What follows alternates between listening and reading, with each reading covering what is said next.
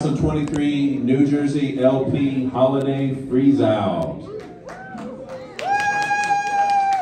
Special thanks to the Central Libertarians, the North Jersey Libertarians, and the South Jersey Libertarians for organizing this. Much thanks to Dan, Chris, Lynn, all the others.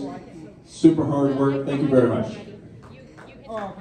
I also want to thank our sponsors, which include CanaSense, sponsor number 5586. So that means when you sign up for CanaSense, you want to use number 5586 as your referral code. So we also want to thank Liberty Speaks, Dr. Irene, and Liberty's Pantry for sponsoring this party. So thank you very much, sponsors.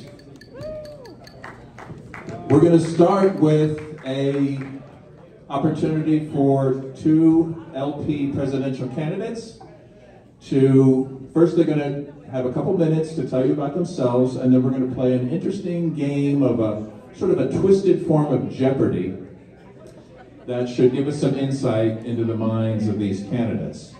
The candidates will introduce themselves, so we're going to get right to it. Our candidates are Jacob Hornberger and Michael Rectenwald. Please welcome them.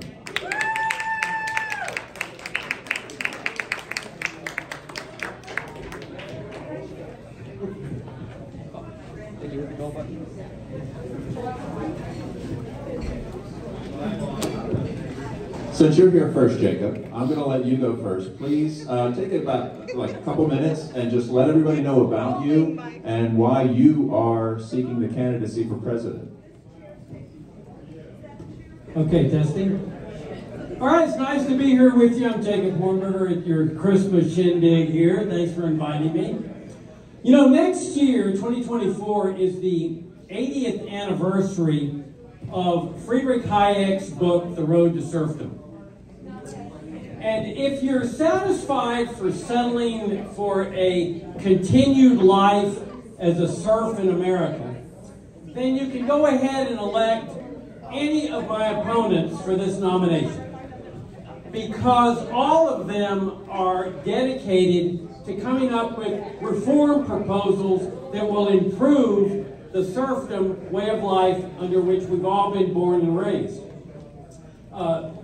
Particularly, for example, in the area of immigration, and their support in one form or another for America's immigration socialist system, and that's what it is, and the immigration police state that exists along the border, which of course is supported also by Trump, DeSantis, Biden, and the rest of that statist ilk. Or we could also talk about their support in one form or another of the crown jewel of American socialism, Social Security, which they all support continuing because they say that America has made a contract with this evil program, or a contract with socialism that they say needs to be honored. Now, I ask you, who in the world is going to vote for that kind of message? And I'll tell you who's going to vote for it. 1% of the electorate. The Wall Street Journal just came out with a brand new poll yesterday that said the Libertarian Party presidential candidate gets 1%. This matches the Journal poll of 3 months ago that said 1%. This matches what our presidential candidate got 3 years ago at 1%. If things haven't changed over the last 3 years and over the last 3 months, it's a virtual certainty they're not going to change over the next 11 months. Unless this party moves in a different direction. And that's what I'm proposing in this campaign. That we change directions in this party in a very dramatic way. That we run a presidential campaign that is based totally, 100%, no exceptions, completely on genuine, true, pure libertarian principles, including open borders, including the eradication of Social Security, Medicare, and every other socialist program in our land. If we do this, I say we stand a good chance of breaking into the 10 or 15% category in the national vote. But if we stay with the same reform-oriented, Republican-like message that has defined our presidential candidacies for the last 20 or 25 years, we are consigned to the 1% max, and we get a life of continued road to serfdom rather than a life of liberty, which is our job in this party, to lead America to liberty. Thank you very much. Our next candidate is Mike Rectenwald. This thing working okay? Can you hear me in the back okay? That's too bad. I'm probably going to say a few things that are going to piss you off. I hope that's okay. We good?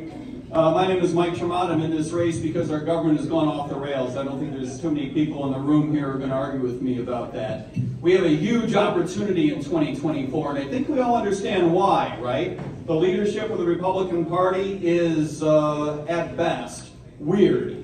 The leadership of the Democratic Party is, at best, weird. I have a full head of gray hair, by the way, of which I am very proud. And the President of the United States is approximately my mother's age. I find that slightly strange. I also find it strange that our government is on a course to go fiscally bankrupt over the next couple of decades. No one seems to be talking about that. This election cycle is not going to be about small things. It's going to be about big things. It's not going to be about something small like, here's my favorite stupid example from elections past. Youngsters, ask your parents. This is not going to be about what should the full retirement age be for Social Security, right? It's going to be about who has the guts to stand up and say, recruiting young people into a program like Social Security, which is a Ponzi scheme, is evil. If you're waiting for a Republican or a Democrat to say it like it is, I think you're waiting for something that's not going to happen. I'm running a campaign that's a little bit different than what you normally see inside the Libertarian Party. We run with a lot of credibility. We run a very principled, forward platform, and we back it up. One of the things we back it up with is my own personal background. I've had 2 careers in public service and public policy. I was a professional economist for 25 years. I've taught at the university level. I worked for the White House. I had my own business educating bankers for quite a few years. As a second career, I worked as a police officer in South Florida for 11.5 years until a couple of years ago. That's weird. It's a strange experience, but one that teaches you that we have bad public policy both at the national level and at the local level. We have bad zoning, bad housing, and most importantly, bad education policy in the United States. We have a number of things that we need to talk about. We'll start talking about them tonight. We're going to have a good time. But remember, in the back of your mind, what is really at stake here is absolutely deadly serious. Look forward to talking to you all. Thank you both. We're going to begin this twisted game of Jeopardy right now. So behind you, you see these topics, I guess we'll call them. Since Jacob spoke first, we're going to let Mike pick the first topic. We're going to pull it down, and behind it is the answer, and then you will provide a question. I know it sounds weird, but it'll make sense. Well, Jeopardy is weird. I would like, how high is that fence, jab, jab, the juice, balloon, indoctrination, potpourri? Just pick one. Just one. Pick one to start. Oh, boy. It's not very libertarian. They got rules and everything. Let me have fed up. Okay. Fed up. Since the inception of the Fed, it has failed to do any of the things it was supposed to do, such as stabilize the economy. Instead, it has led to ongoing war and financial turmoil.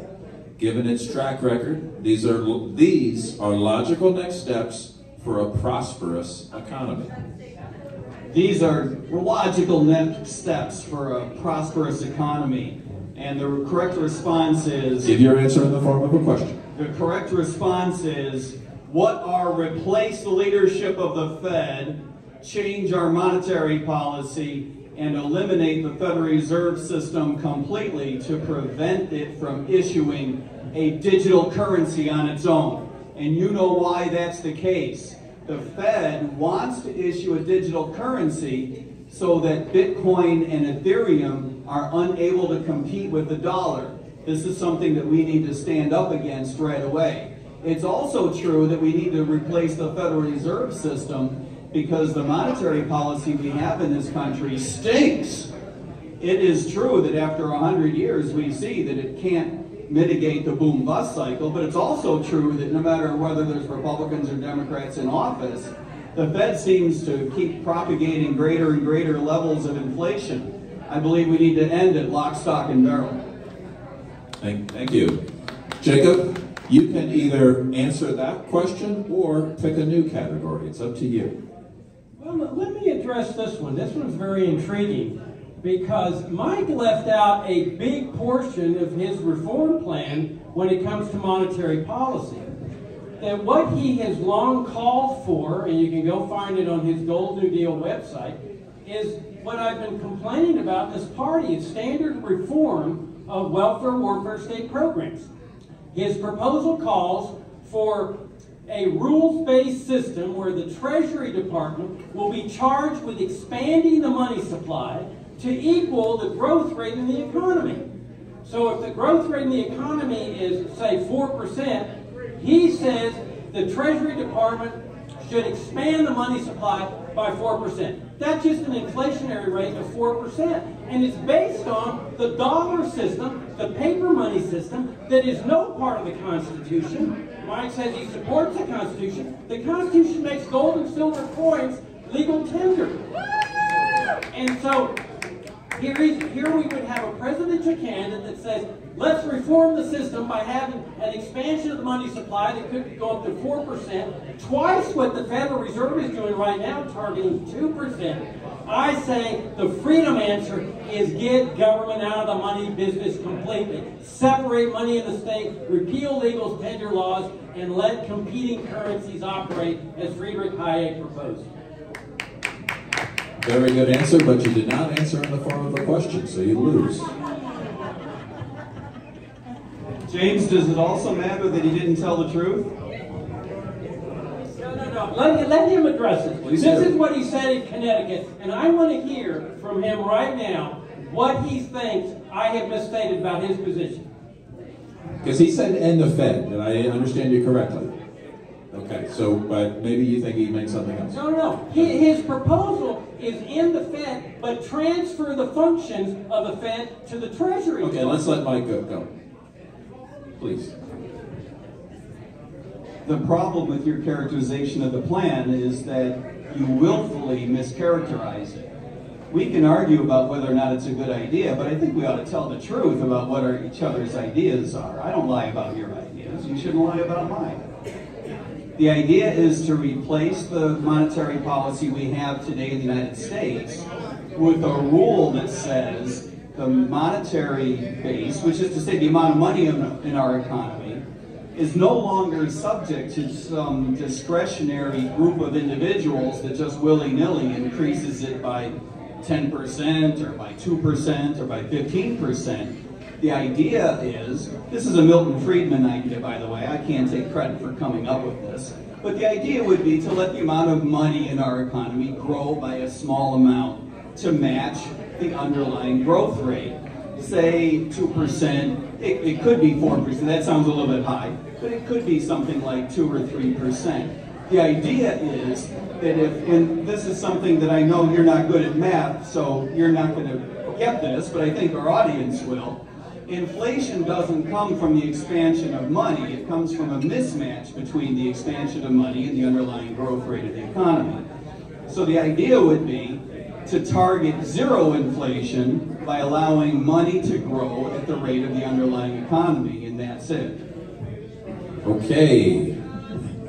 What exactly did I misstate about your position? You said that it would target 2 or 3 or 4% inflation, which is completely dishonest. I said if the growth rate is 4%, you favor an expansion of the money supply of 4%, and that's the Milton Friedman plan. That's standard trying to reform the current status, the current system. You called it twice the Federal Reserve target of 2%. Yes, 4% is half of 2%. The current target right now is 2% growth in the money supply. That's not true. That's a complete lie. You're telling me that the Federal Reserve is not targeting the money supply growth at 2% right now? That's exactly what I'm telling you. It targets 2% inflation. I know you don't know the difference, so maybe I should explain it to you.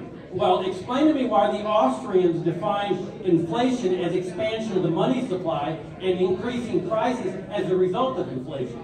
That's not true. The Austrians don't describe inflation as being defined by the expansion of the money supply.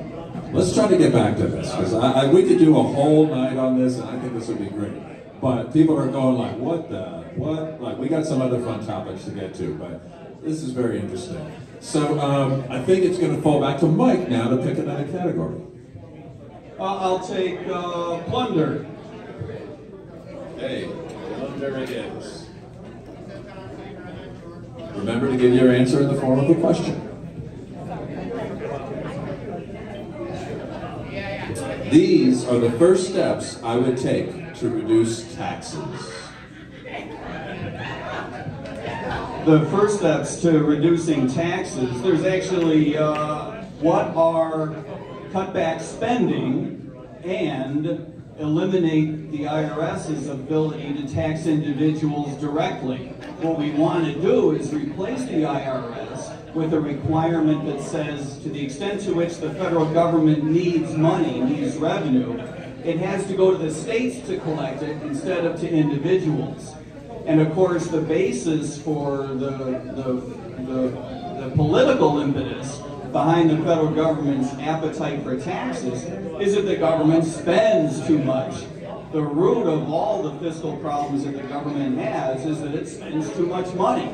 So the first thing you got to do is stop it from spending so much money. That means reforming entitlements, shutting down entitlement programs.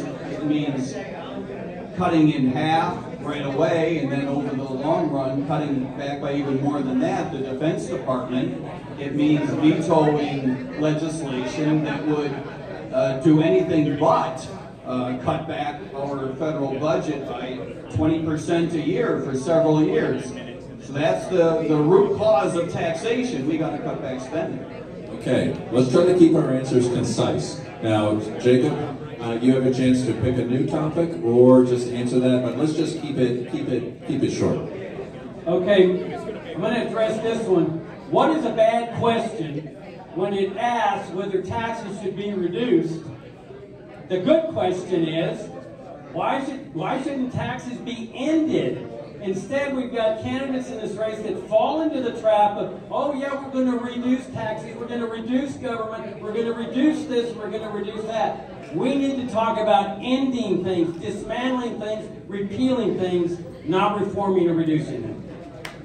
Very good. Mike, back to you for the next topic.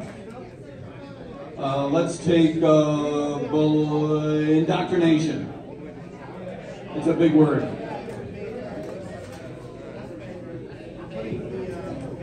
John D. Rockefeller said, "I don't want a nation of thinkers, I want a nation of workers." The Rockefeller Foundation is currently writing the curriculums in most of America's public schools. These are some of the steps to improve the next generation's education. What are get the federal government out of the education business completely and allow, everyone's on board with that one, and require communities to make competitive our education system so that families can choose which school is best for them, whether it's a private school or a public school. So let me just clarify. So get the federal government out, but then when it comes to local schools, it's still, what is it? Make it a competitive situation. Allow private schools to compete with public schools by making, we call this school choice in most states, allowing the money that communities raise for purposes of educating youngsters, make that available to private schools or public schools. And eventually public schools will go out of business. What about the property taxes that currently fund public school? Property taxes in most communities are too high, but we do want individual communities to make decisions for themselves regarding what they want their levels of taxation to be. We are big advocates for reducing this because a lot of the money that's raised on the community level is mismanaged. We have specific plans for how to change the way that we manage police, change the way that we manage schools. But your question, or I should say your answer, was about the Rockefeller Foundation. And the Rockefeller Foundation uses the Department of Education to influence local school curriculum. Okay, Jacob, would you like to address that, or pick a new topic? Yeah, no, I'll address this because it shows another difference between us. What is the best way to end indoctrination except by ending government involvement at all levels? Federal, state, and local. A separation of school and state. That's the only way to get rid of this dysfunctional system and establish educational liberty in our land. Boom. Thank you, Jacob. Okay, so unfortunately it's working out so Mike gets to pick all the topics, but let's just continue. Go ahead, Mike. Let's go with who's on first. Please try to keep your answers short so we can get through these. Hopefully we'll get to some audience questions as well. So, okay, the WHO is passing international amendments to the May 2024 binding control for any perceived health threat. This is kind of worded strangely.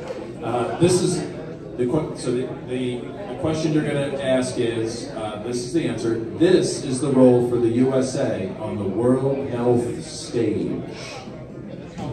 What is exiting the WHO in order to exert our own sovereignty over decisions made in the United States.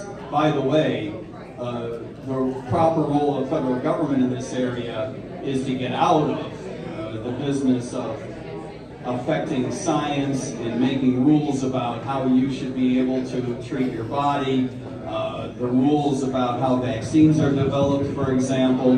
But to your specific point, the federal government needs to get out of the WHO, which is promulgating amendments pursuant to a treaty to try to undermine sovereignty of not just the United States, but countries around the world. Did you say that in the form of a question? So I said, what is exit the WHO?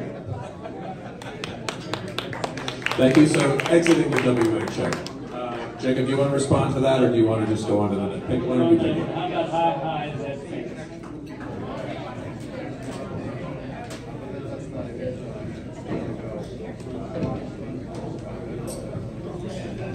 These are the best short-term and long-term solutions for the immigration issues. What is the only solution to the decades-long immigration crisis, both long-term and short-term, that has besieged us all of our lives? The only solution, let me repeat that, the only solution is open borders. The abolition of the Border Patrol, the ICE, and all restrictions on the free movement of goods, people, and services across borders. I grew up on the border. I spent half my life there. I've seen the death. I've seen the police state on the border. It's all rooted in America's socialist system, and that's what it is. It's based on a central planning system. And the only solution to this is a solution that this party has stood for over 50 years. Freedom and free markets. Very good. Mike, would you like to answer that, or would you like to pick a new topic? How about balloons?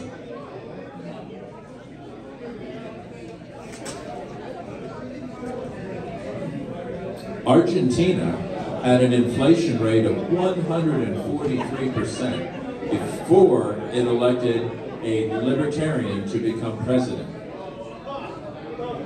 This is what it will take for the U.S.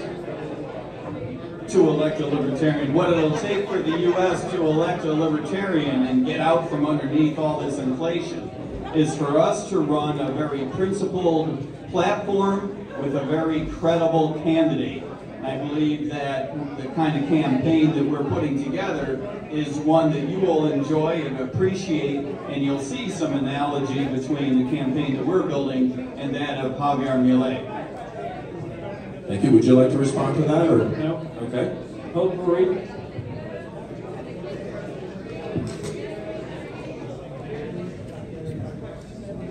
This is the best way to increase membership for the Libertarian Party, especially in New Jersey.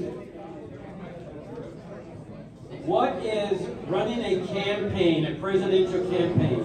As I stated in my opening statement, running a presidential campaign that is based 100%, totally, completely, without exceptions, including open borders, rejection of school vouchers and other provisions that violate the libertarian non-aggression principle, the eradication of socialism. Socialism has been the bane of mankind, eradicating the crown jewel of American socialism, Social Security and Medicare, and restoring a system based on free markets, voluntary charity, children and grandchildren voluntarily honoring mother and father, church groups, neighborhood groups, grant-making foundations, and other voluntary actions that reflect genuine care and compassion. Very good. Okay, I think it falls to you, Mike, to pick the topic. Jim, I'd like jab, jab. Jab, jab for 300. In 2020, this government action violated the 10th and 14th Amendments and the right to bodily autonomy. What is the Joe Biden use of the federal government regulatory apparatus to require people to get a vaccine or risk losing their job? It was a horrible, horrible thing. It was a violation of the Constitution. And what is really interesting is that the White House knew at the time it was a violation of the Constitution and went ahead and did it anyway, figuring, well, we'll have some effect before the courts shoot us down. Would you like to respond to that? No, let's go. What is it good for? The U.S. controls about 750 bases in at least 80 countries worldwide. This is the current perception of the U.S. role and how I plan on changing it.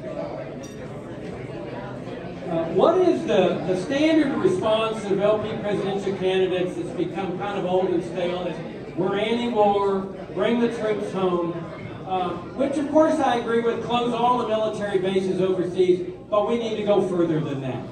We need to dismantle the root of the problem, and this is what distinguishes my campaign also. Dismantle the national security state, the Pentagon, the CIA, and the NSA. They are the root cause of the problem.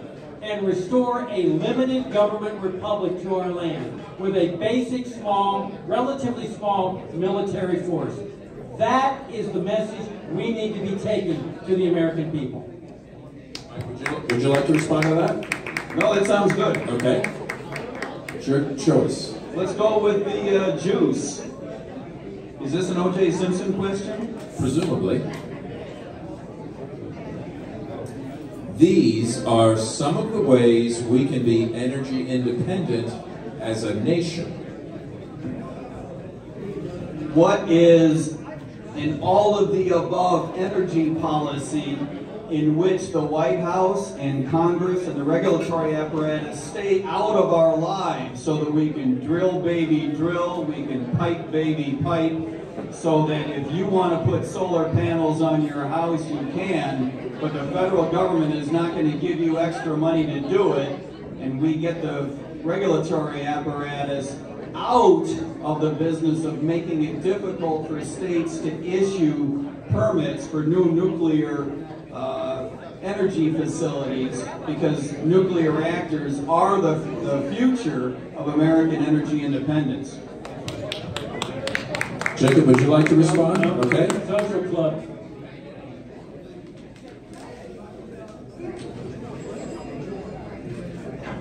Free speech does not exist in most nations in the world. A social media post can get you imprisoned in some Western countries. This constitutional safeguard defends an individual against tyranny. And I'm putting that in quotes. What is the First Amendment? How's that for shortness? Okay. Would you like to respond? Jacob is exactly right, but to go one level deeper, the answer is, the response is, I believe, what is absolutely nothing in this country. As we have seen, the White House has been able to put pressure on technology companies to censor us, to deplatform us, to use the security apparatus and the regulatory apparatus of the federal government to make sure that the opinions that the White House likes are propagated and the opinions that the White House doesn't like get squashed. So, in effect, Jacob's obviously 100% right. The First Amendment is what's supposed to protect us, but in effect, it has not done a very good job of being able to stand up to the White House. Very good. Jacob, you get to choose the last topic. CBGBs. Wait, no.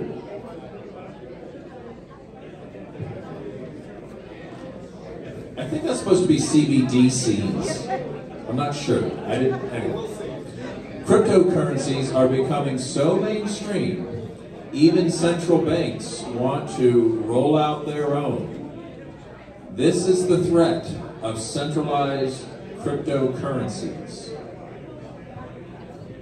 Yeah, what is the threat to the state, to the government in terms of financial privacy? You know, we often think in terms of privacy generally, but it's really our financial privacy that has suffered the enormous assault by the U.S. government with the war on terrorism, the war on drugs, and that's why I continue to say is that as long as you leave government in charge of money in one form or fashion, whether it's the Treasury Department, the Federal Reserve, or what have you, you're going to get these kind of intrusive assaults on liberty and privacy like a central digital currency.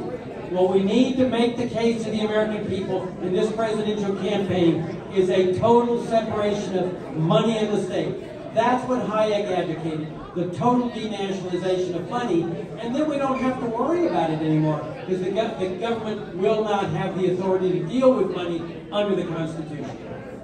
Very good. Mike, would you like to respond to that? Just real quick, you had said the threats of the central bank issued digital currencies. The answer being, what are violations of our privacy and our ability to conduct business throughout our economy without the Treasury Department and the Department of Justice looking over our shoulder every 30 seconds. We need to keep the Fed out of the business of issuing its own digital currency, because it'll keep track of everything that you do, and we all know that the Fed will eventually turn that information over to the rest of the government. This is just another reason why we need to replace the Federal Reserve System completely. Okay, thank you. These are all the topics we have. I have one question for you, which kind of is connected to that question.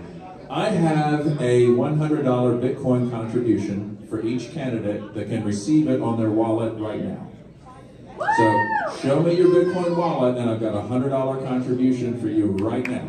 I have a Bitcoin wallet, but I don't think I can access it on my telephone. That was, by the way, I do not necessarily recommend accessing your Bitcoin wallet on your telephone.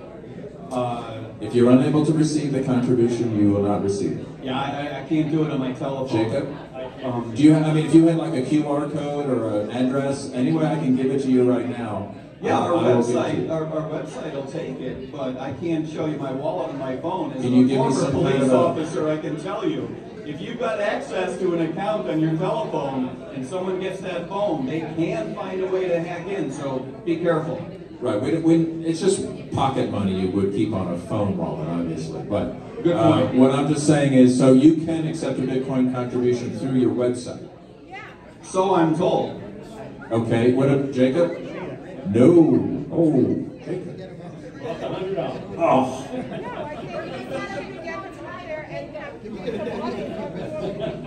All right, well, we're going to give Mike like bonus points. If you can make a contribution on the website, I'll give you 50 for getting halfway there. But I kind of expect to be able to accept, you know, this under the table, you know, dark money at any time as a candidate. Okay, like this is, we don't have a lot of advantages. Okay, but we have to use what we do have. So we're gonna take some questions from the audience. What are you trying to say, Dr. Irene? Hi. Dr. Michael Rectenwald. Hey, how you doing? Good to see you. Hey, Mike. How are you? Good, how are you? Good, I'm glad you made it. Sorry. We'll get right back to you on that. Yeah. So our third candidate was late due to personal problems. No, not problems, just Issues. He had issues. So unfortunately he missed this portion. But if it's okay with you guys, we're going to bring him up to participate in the audience questions. Is that okay? Oh, excellent. Okay. All right. You at least you're capable of receiving honest money for your campaign. If anyone else wants to test our donation page, you should feel free to do so. Make sure it works out okay. That's fantastic. Is it okay with you if we invite Mr. Rectenwald to come up for the audience questions? Why can I have to take a vote on this? Democracy rules. Since he is late, I figure, you know, we can at least get to make some jokes at his expense. Okay. All right. All right, ladies and gentlemen, please welcome our third candidate, and excuse his tardiness. It's not his fault. Okay, Mr. Rectenwald, welcome. Why don't you give us a couple minutes to tell us who you are and say hi. Hello there, I'm Michael Rectenwald and I'm running for president as a Libertarian. I am a former Marxist who is the most radical Libertarian here on the stage.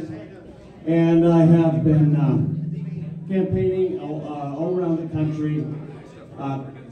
My campaign is endorsed by the Mises Caucus, by Dave Smith, by Jeff Dice, and a whole host of others.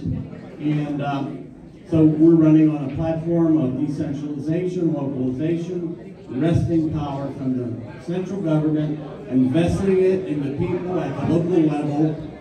And I have been staunchly anti-war all my life, and now we're in it now, so we need to be extremely anti-war in our stance, and I've been unwavering in that regard. And so I'm glad to be here and hope to get some good questions. Thank you. All right, great. All right, welcome. So now there are three. So one of the first questions I want to ask, these are going to be quick questions. Okay, we're going to start with on the left and go around. How many times have you flown on the Lolita Express? I'm sorry, what was it? On the what express? The Lolita Express or visited Epstein's Island. Be truthful because we will be checking. No, it's a very important question. I'd like to waver on this. I don't think I want to answer this in public. Let me say unequivocally, I have never traveled on the Lolita Express that I can remember. Okay, Jacob? None. I've never, but I can say this. This is one of the most important questions you could ask because it may have the secret to who's controlling our government. Very good. Okay, next question. Are you affiliated with the World Economic Forum? I am not, as far as I can remember when I'm sober, affiliated with the World Economic Forum. And I've spent a long time now, years and years and years, railing against it. So I hope I'm not affiliated with it, or else all my friends would be mad at me. Jacob? I am not. I am not, and I will say this. I've written a whole book about the World Economic Forum. It's called The Great Reset and the Struggle for Liberty. I've also written endless articles for the Mises Institute, railing on the World Economic Forum, taking apart their notion of stakeholder capitalism, opposing the ESG, explaining what ESG is, why it's so pernicious, why it's a coercion scheme to try to establish a kind of woke cartel. Thank you. Very good. Okay, we're gonna bring up some audience questions. I'm gonna ask one. The U.S. Constitution. Yes. did it authorize the government that we have, or was it powerless to prevent it? Wow. Both are true, right?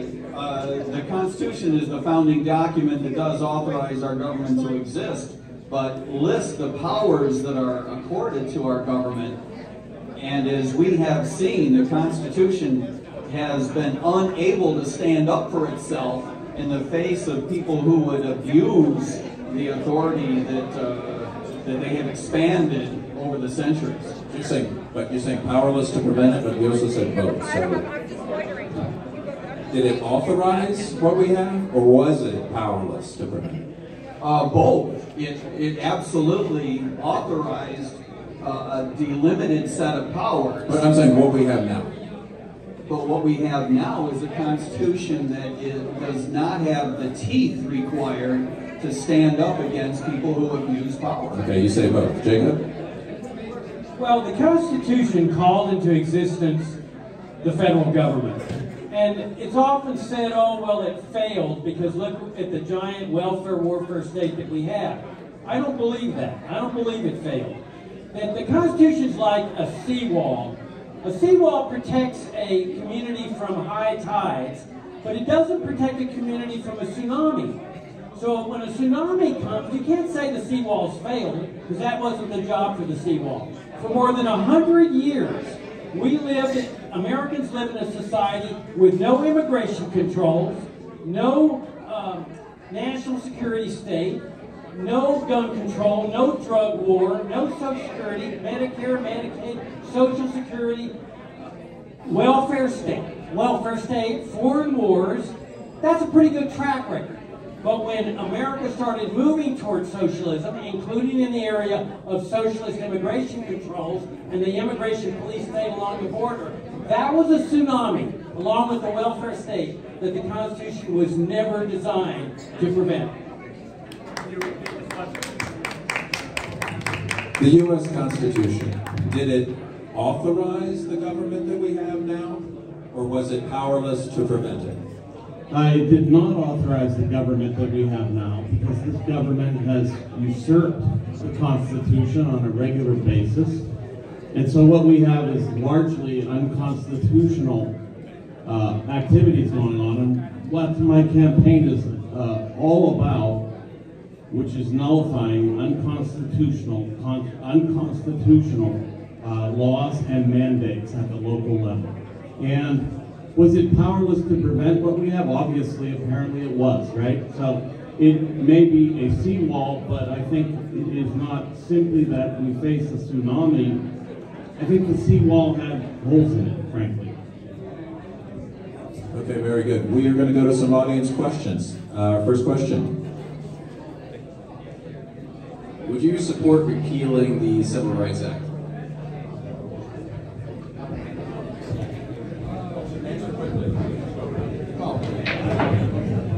The Civil Rights Act no longer has a role that it used to have because our government has already made illegal the violations of civil rights. What we need today is a way to stand up for our civil rights rather than more silly rules that don't work. What we want is a federal government that stands up for our civil rights in the face of states trying to violate them. My mic is off, so.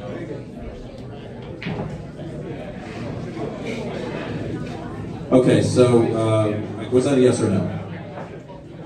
That's neither. I wouldn't. Okay, Jacob? I would fully support Civil Rights Act with respect to voting rights. I think every single citizen of this country has a right to vote.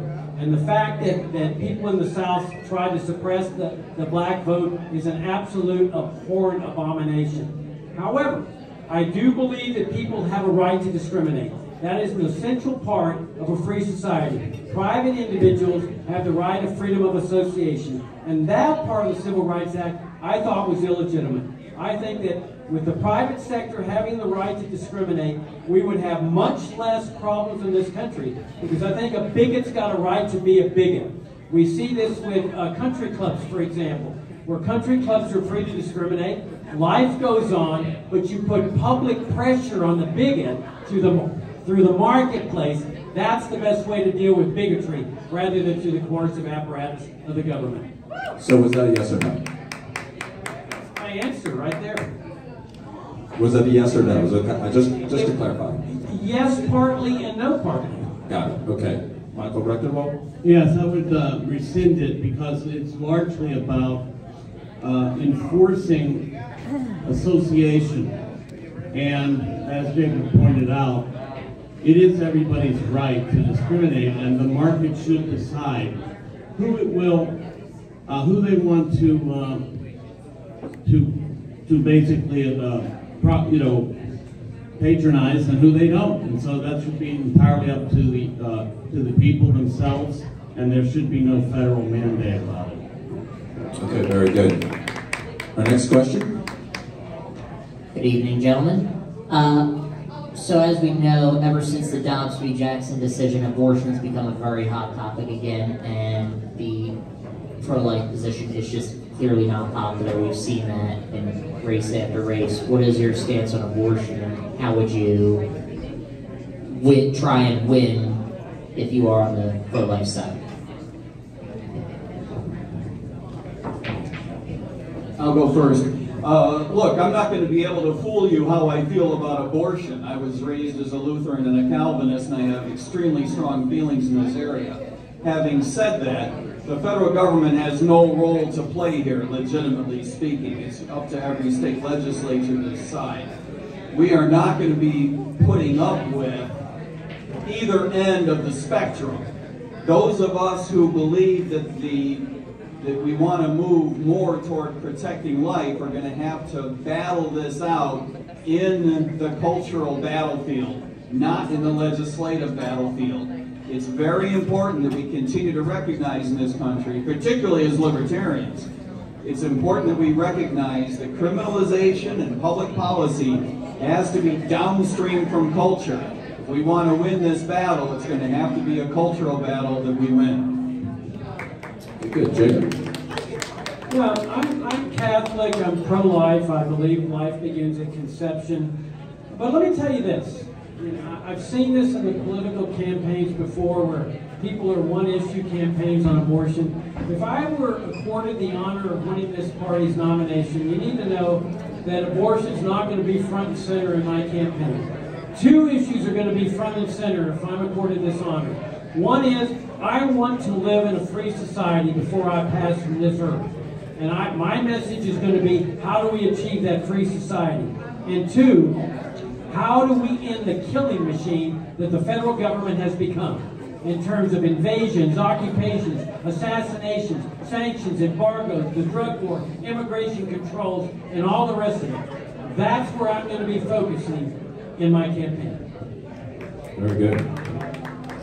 Okay, so I feel like this is almost a deflection in terms of what's happening today. Right now, we're seeing the U.S. funding and arming a state that is obliterating children as we speak. In fact, the Biden administration snuck in today another $100 billion sales of arms to Israel, which will aid and abet them to continue slaughtering children and women.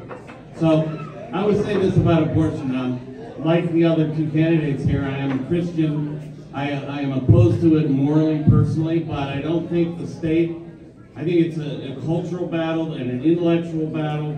I do believe abortion is a violation of the non-aggression principle, because I don't think that any person's rights depend on their size, okay? Little people, big people should have the same rights as each other. But I will not arbitrate this from the state position. I think it's ultimately a matter for the states, but more so, even further, I would go down to, it's a family level matter.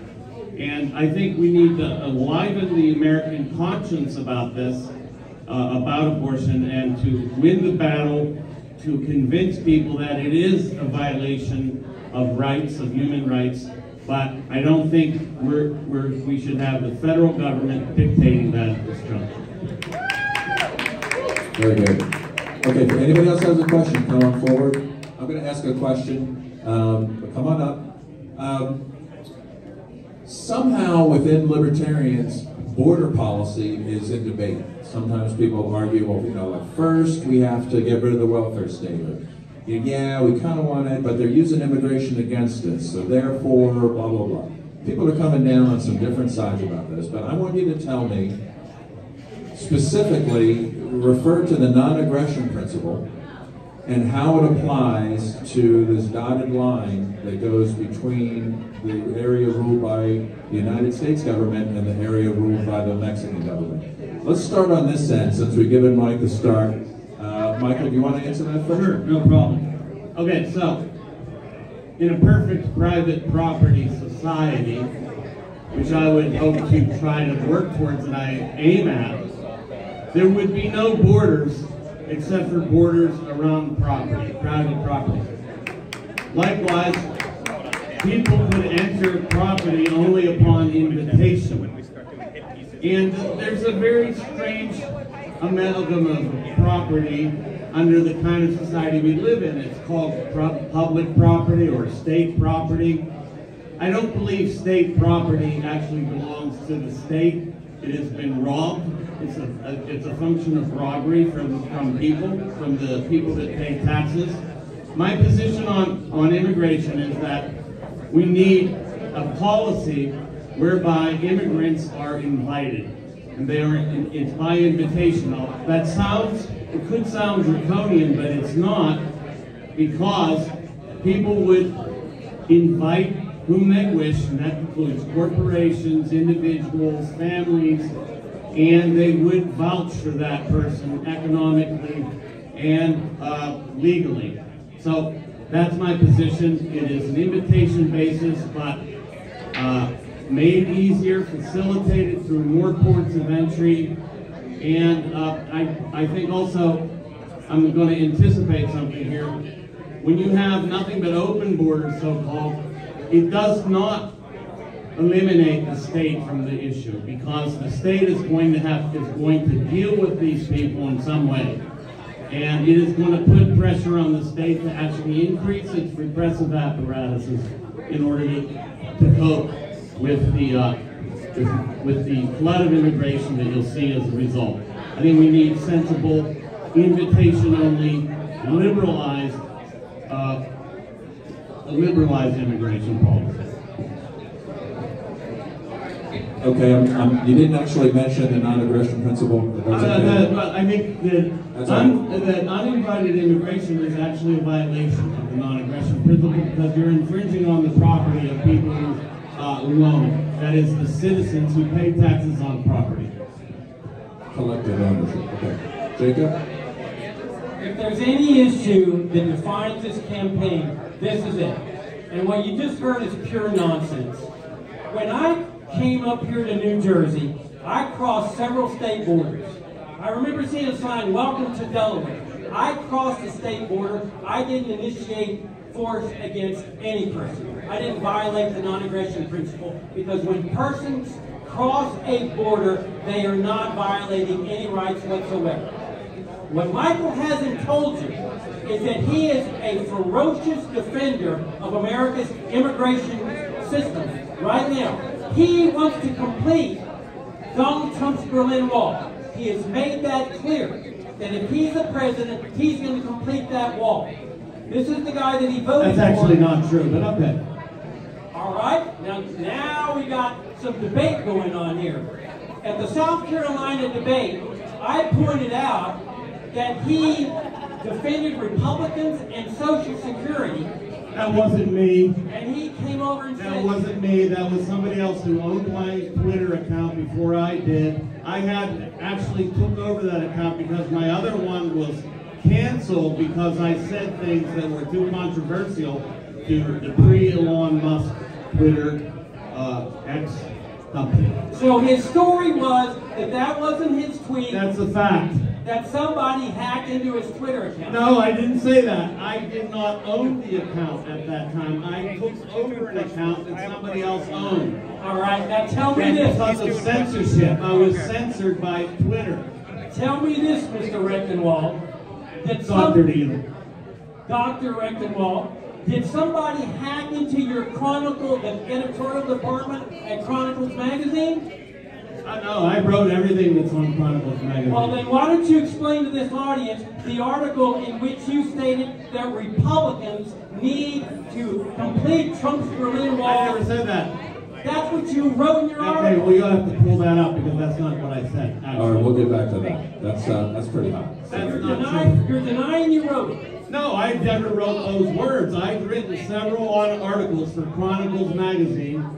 Chronicles, a magazine of American culture. The last one was called The Two Nations, and it was about globalism and localism. As a matter of fact, your policy of open borders happens to play directly into the globalist objectives of utterly eroding the entire social base of the United States. All right, we're going to leave it there. Mike? You don't have to call me doctor. Because you're not one. Well, and you know, isn't a JD technically a doctorate degree? Yes, it is. I was only joking because he. So it's like a Joe Biden doctor.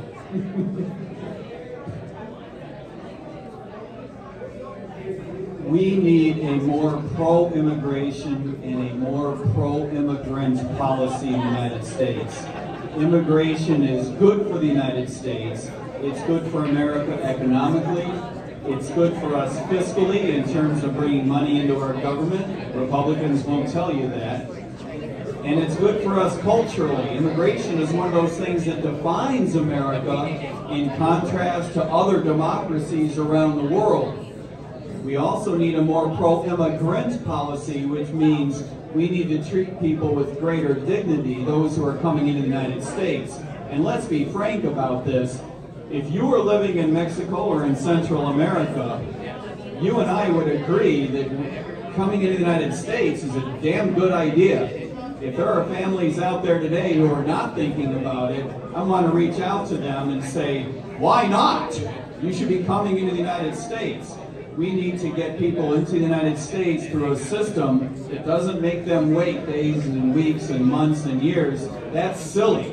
And by the way, this policy of letting people in the United States and then telling them they can't work, that's bass backwards. I would rather have a policy that says, I'm going to call you in 6 weeks and make sure you have a job. We should not be going out of our way to try to recruit people not interested in working. We should be encouraging people to come to the United States. What about the non-aggression principle? That's really what I wanted to get at. I think that this idea of keeping people out of the United States is a violation of the non-aggression principle. I think that we should be encouraging people. I would go so far as to say recruiting people to come to the United States. Okay. May I add one final point? All right, then let's wrap it up. We're going to do one question and then we're done in about 3 minutes. Both of their answers assume the continued existence of this immigration central planning system and the police state that comes with it. Let's not forget, the police state comes with it. And both of them assume that they're going to be the ones that are going to make this system work. Nobody can make this system work. Excellent. Okay, thank you. We're going to do a quick speed round here. 5-second answers. 5-second answers. My answer is 7. Hey guys, so at these uncertain times, I often like to look at the founding fathers for wisdom and guidance as to and apply that to the current situation nowadays. In their internal memos and letters to one another, they often refer to entangling alliances abroad, and I would just be curious as to your thoughts as to what sort of entangling alliances might be pressing in this current day. In 5 seconds, huh? Exit NATO, stop giving money to all the players in the Middle East, correct this stupid policy of strategic ambiguity, and send the signal that if you want to spend 3% of your GDP on defense, knock yourself out, but the United States is no longer going to be your plan A. No entangling alliances, no alliances at all, and open the borders to the free movements of people, sending a message that says, if you're suffering under tyranny and oppression, there's a place that you can come, no questions asked, it will not forcibly deport you to your homeland. Boom. Yeah, I mean, I think that obviously that we need to cut all foreign aid to all countries, and in the present moment, what is most vital and most pressing is to cut all military aid to all countries, including Israel, Ukraine, Taiwan, etc. All of these things are exacerbating, escalating world tensions, and actually making things much worse. Very good. Okay. Final question. 2-second answers. Earlier explained that immigration was non-violent, using an example of traveling into New Jersey. But if somebody were to relocate into New Jersey and vote for higher taxes, is that not violence? Go. No. It's stupid, but that doesn't make it violence. There's plenty of these things in this world that are stupid, that aren't violent. All right, next. Yeah, what people do after they peacefully cross the border is a totally different question. That doesn't mean crossing the border violates the libertarian non-aggression principle. It's the action that comes after that might. Like taxes. It's not their fault. That's a very interesting question because it points to something very serious. And that is what the government is actually doing by allowing all these people in is ingratiating them to the welfare state and making them welfare recipients. That's what's happening. We're seeing an increasing welfareism to immigrants at this time. You can't do anything about immigration until you stop the social welfare that's being poured out to these people, held out to them. And this is just an outrage. All right, that's it. Ladies and gentlemen, please give our candidates a round of applause.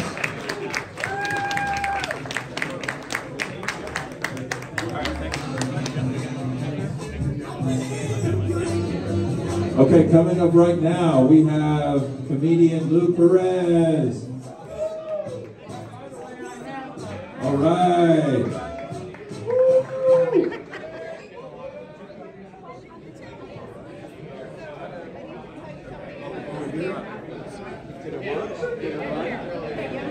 Great, this is a well-oiled machine that we're having right now. We're just rolling from the presidential debate into comedy guy. All right, how's everybody doing tonight? Can we make an announcement? Yeah, do you want to make it? You can do it? Guys, Dan and I have an announcement we want to make right now. I think right now is probably the best time for me and Dan to let you guys know that we were so inspired. We were so inspired by that presidential debate that both Dan and I are going to be running for president right now. If there's one thing the Libertarian Party needs, it's 2 more guys running for president under the Libertarian Party. That's what I was going to announce. Dan, what are you going to announce? Everybody, if you could step up. Everybody at the bar, if you can kind of keep it down a little bit. We have our act coming up. So everybody move.